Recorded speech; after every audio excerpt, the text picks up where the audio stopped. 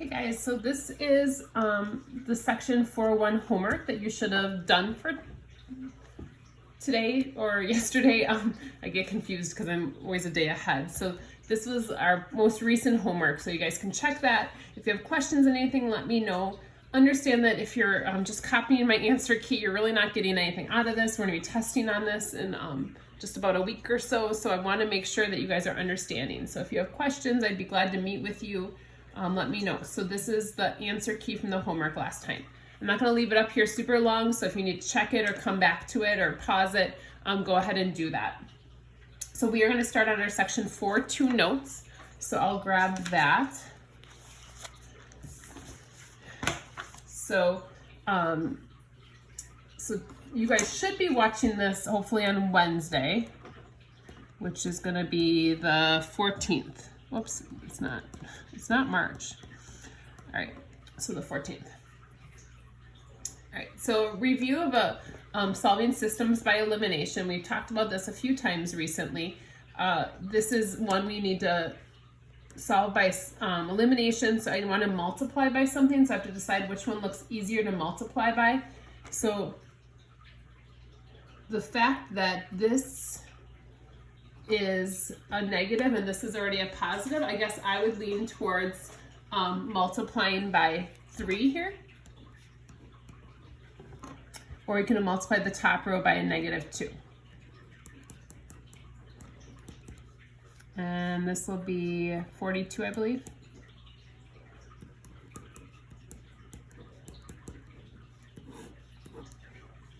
This will be 10x, and then this ends up being 60.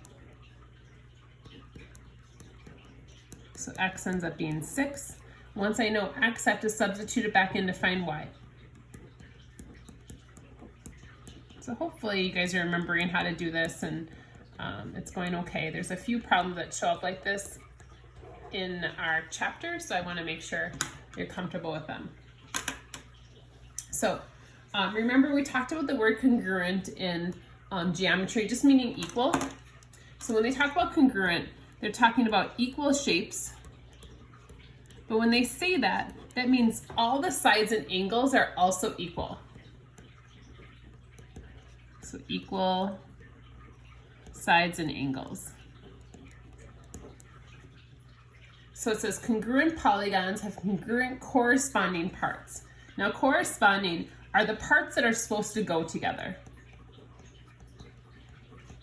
So when we talk about comparing like apples to apples or apples to oranges, we want to compare two things that actually go together. So, you know, if I'm talking about someone's, like if we're measuring someone for like a suit, we wouldn't measure one person's arm and the other person's leg to measure the suit. We want to make sure we measure the corresponding parts, so each person's arm. So in this case, we're going to talk about what parts go together, which ones I want to compare. So like, hopefully it's obvious here that I wouldn't compare side AB to side HJ. Those aren't the corresponding parts. This is the longest side. I compare it to the longest side over here. So what I mean by that, so again, kind of talking about that. So AB is the longest side. It should go with HK, which would be the longest side here. So AB would be equal to HK. So that's the corresponding sides that go together that would be congruent. Now, one of the things they're going to give you this chapter is something called a congruence statement. So I have triangle ABC, and we're going to say is congruent. Now we can use equals. A lot of times they will use a little squiggle over the top. I don't care one way or the other if you use that. So ABC, and let's say they tell us, so they're giving us the information that ABC is congruent to HKJ. They named this in a specific way intentionally. They did this to help us to be able to figure out which parts go together. So if you notice in this statement, AB is right next to each other. HK is also right next to each other in the first position. That's how we know AB and HK are equal. So following that, then BC, even without looking at the drawing, I can tell BC is going to be equal to KJ. And then when you look, it probably does look that way. And again, we don't want to assume anything, so hopefully they give us something like this. And the only other leg that we haven't mentioned yet is this AC, which is the first and last letter. And that would go with HJ. And again, that makes sense here because they're in the same, like they're both the shortest leg. So if they gave you guys a congruence statement like this, you should be able to write all the corresponding sides based off of this statement. Because again, the order does matter. So I'm going to write that. Order matters. Now the angles are even easier. So if I look at the first angle as angle A, since it's first in the name, it should be equal to angle H. And if you look at our drawing, A should be equal to H. And notice with the tick marks, I use like 1, 2, or 3 to designate. The 1 goes with the 1, the 2 goes with the 2. The same thing's going to go with the arcs that we use. Next is we have B should go with K. B and K. And then finally, C and J should go together. C and J kind of both look like right angles. I don't know that for sure, but they also go together. So if they give you a congruence statement, you don't even need a drawing. They could leave this out. I could just take this information from the name. So I should be able to kind of pull that out. So they're gonna ask for things like congruence statements in our homework. So make sure you guys watch out for that.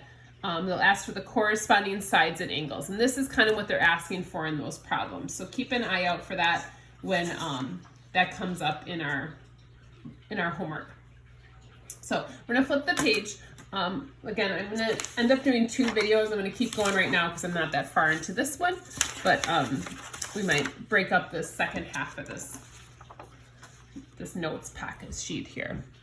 So for example 1 up here, they have, they give us this congruence statement. Again, they're trying to clue us in on what's equal. So since A is in the same position as F, A and F, angle A and angle F should be the same. So this should be 80 over here too. So that would tell me that D and K are also the same. So I know that those two would be equal. And you might say, well, I can look at that and see that. Again, please don't assume anything with geometry. It's kind of the biggest mistake you can make is making assumptions. So we can set these two equal. Now I have 2 variables. I can't solve something with 2 variables with only 1 equation. So let's look and see what else we know. So I have this 3x minus 6 for FG. Let me just change colors. So FG is over here. FG is here. So I know already, and it's kind of obvious, but I just want to make sure it's clear. FG and AB should be the same because they're in the same position in the name. So I can say that 3x minus 6 equals 9. Now this is good because this is only 1 variable versus this one is 2. And if it's an x value, it's the same x value in all of the whole problem. So I'm able to solve this x. And if I know x is 5, once I know x is 5, I can put that back in over here to find my y coordinate or my y value.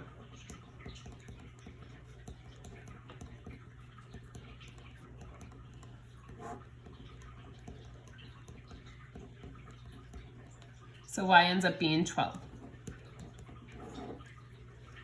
So x and y there. All right, so I'm gonna pause the video or start a new video for these last 3 examples. So you can go ahead and pop over to the next one.